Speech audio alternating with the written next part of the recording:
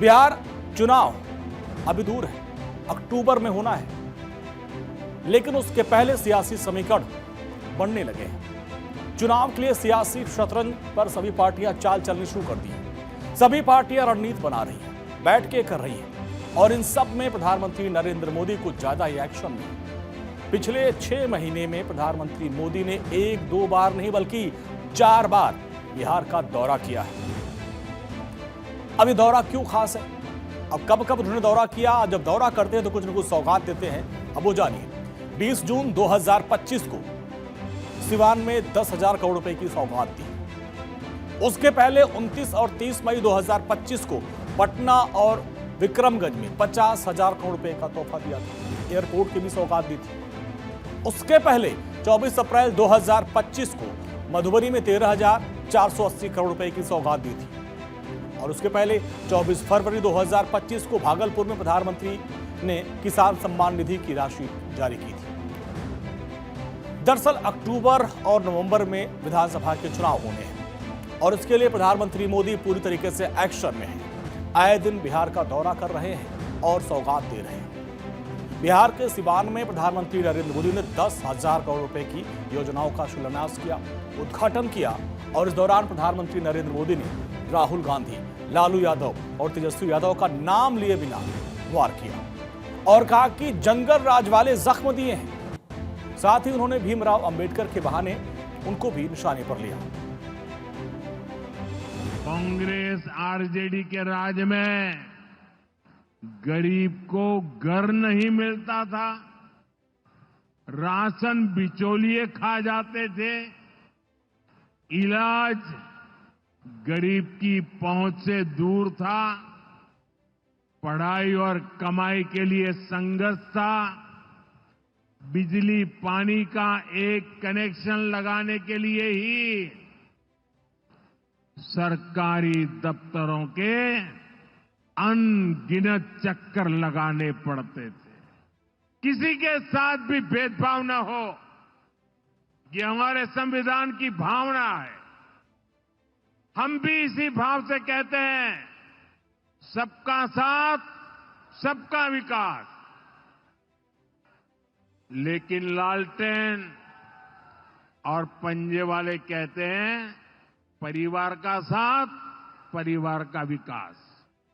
RJD Congress की करतूतें, इनके कारनामे बिहार विरोधी हैं, निवेश विरोधी है। ये लोग बेहाल इंफ्रास्ट्रक्चर, माफिया राज, गुंडा राज और भ्रष्टाचार के पोषक रहे हैं। आरजेडी और कांग्रेस बाबा साहब आंबेडकर की तस्वीर को पैरों में रखती है, जबकि मोदी बाबा साहब आंबेडकर को अपने दिल में रखता है। बाबा साहब का अपमान करके लोग खुद को बाबा साहब से भी बड़ा दिखाना चाहते हैं। बिहार के लोग बाबा साहब का ये अपमान कभी नहीं भूलेंगे। लालू यादव के गढ़ में प्रधानमंत्री नरेंद्र मोदी ने जंगलराज के बहाने कांग्रेस और आरजेडी पर निशाने पर लिया और एक एक करके 7 जख्म गिनाए और बताया कि कांग्रेस और आरजेडी के शासनकाल में बिहार में विकास नहीं हुआ। अब वो जख्म आप जानिए, 7 जख्म क्या क्या गिनवाए थे। जख्म नंबर 1, पंजा और लालटेन वालों ने बिहार को पलायन का प्रतीक बना दिया। जख्म 2, पंजा और लालटेन वालों ने बिहार के स्वाभिमान को ठेस पहुंचाई। जख्म नंबर 3, जंगलराज वाले पुराने कारनामे का मौका ढूंढ रहे हैं।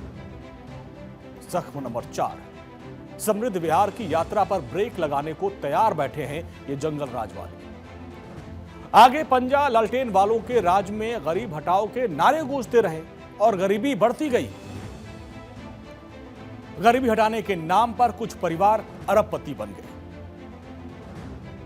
जंगलराज वालों ने बिहार के विकास को ठप कर दिया और प्रधानमंत्री ने बताया कि किस तरीके से कांग्रेस के राज में और आरजेडी के शासन में बड़े जख्म बिहार वालों को मिले और लोग पलायन करते चले गए। प्रधानमंत्री नरेंद्र मोदी ने इस दौरान आवास, बिजली, रेलवे समेत 10,000 करोड़ की योजनाओं की सौगात दी। सिवान में प्रधानमंत्री नरेंद्र मोदी ने 400 करोड़ की अधिक की लागत वाली Vaishali Deoria railway line project का शुभारंभ किया। इसके अलावा और भी कई तोहफे दिए। क्या क्या तोहफे मिले अब आपको भी जान लीजिए। Vaishali Deoria railway line project का उद्घाटन किया। साथ साथ उन्होंने वंदे भारत एक्सप्रेस को भी हरी झंडी दिखाकर रवाना किया, जो पाटलिपुत्र और गोरखपुर के बीच में चलेगी वंदे भारत। इसके अलावा बिहार के मढ़ौरा स्थित वेबटेक लोकोमोटिव फैक्ट्री का भी निर्माण। मढ़ौरा फैक्ट्री में बने रेल इंजन को विदेश भेजा जाएगा। दीघा और कंकरबाग एसटीपी समेत कई जगहों के सीवरेज का भी उद्घाटन किया। तो बिहार में विधानसभा चुनाव को लेकर हर दल पूरी ताकत लगा रखा है।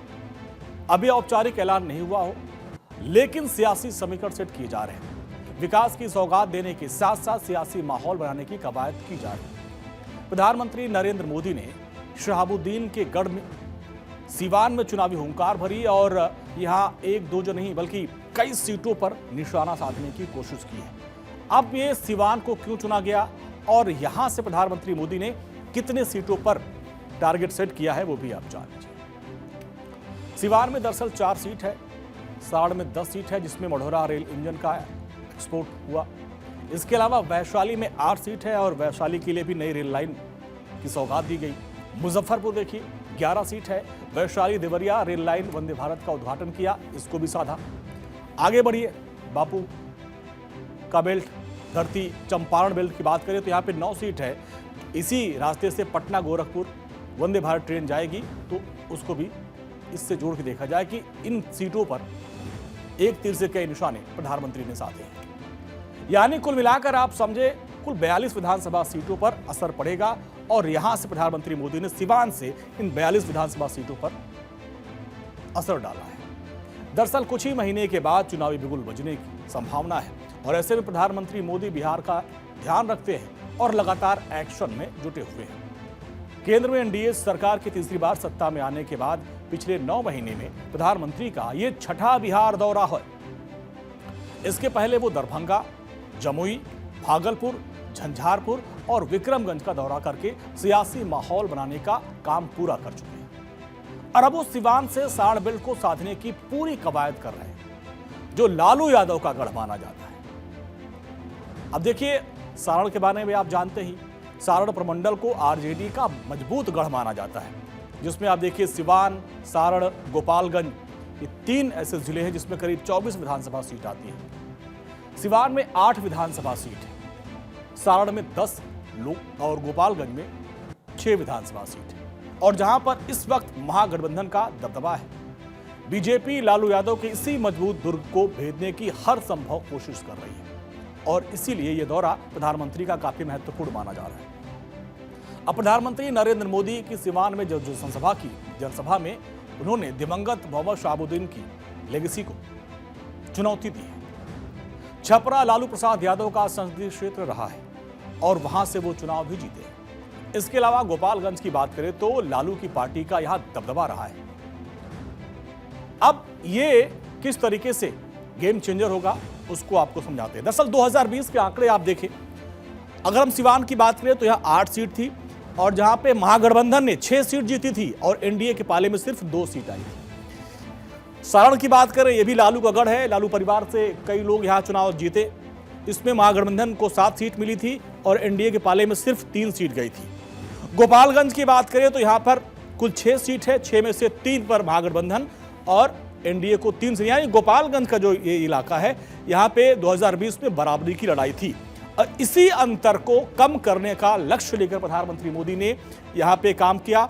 और अब देखना यह होगा कि ये जो 42 सीटों का पूरा जोड़ तोड़ है, इसमें कितनी बड़ी कामयाबी मिलती है कि महागठबंधन को इन आंकड़ों से पीछे ढकेला जाए और दूर किया जाए। अब दरअसल बिहार विधानसभा चुनाव 2020 में सिवान जिले की 8 विधानसभा सीटों में से 6 पर महागठबंधन जीत दर्ज की थी। जैसा कि हमने आपको बताया, सिर्फ 2 सीटें एनडीए के खाते में गई थी। 8 सीटों में बीजेपी को 2, माले को 2, आरजेडी को 3 और कांग्रेस को 1 सीट मिली थी। गोपालगंज की भी बात करें, 6 सीटों में से 3 पर महागठबंधन और 3 पर एनडीए ने जीत दर्ज की थी। सारण में 10 विधानसभा सीट है जिसमें महागठबंधन ने 7 सीट जीती और एनडीए को सिर्फ 3 सीटों पर संतोष करना पड़ा था। और इसी तरीके से साठ बेल्ट की 24 सीटों में से 16 सीटें महागठबंधन जीती और 8 पर एनडीए ने जीत दर्ज की थी। अब यही जो आंकड़ा है 16 और 8 का, इसको बढ़ाने की पूरी कवायद की गई है इस दौरे के जरिए। सिवान, गोपालगंज और सारण में 24 सीटें हैं। 2020 में महागठबंधन को 24 में से 16 सीट मिली थी, जबकि एनडीए को 8 सीट। लिहाजा बीजेपी ने इस चुनाव के लिए अभी से ताकत लगा दी है और लालू के दुर्ग को ढहाने की पूरी कवायद शुरू कर दी है।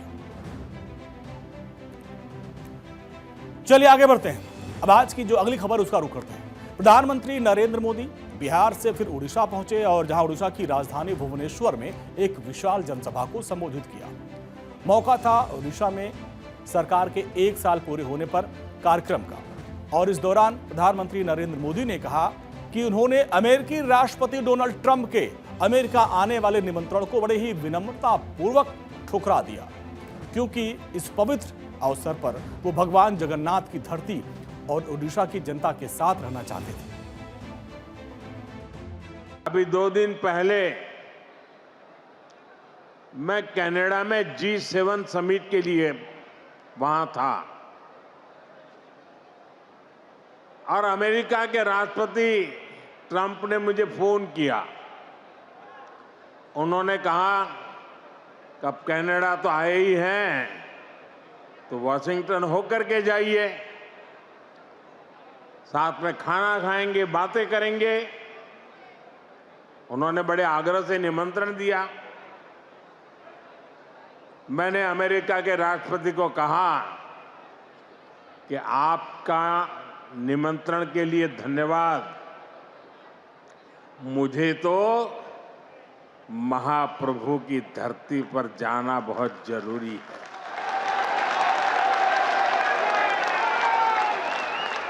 और इसलिए मैंने उनके निमंत्रण को नम्रतापूर्वक मना किया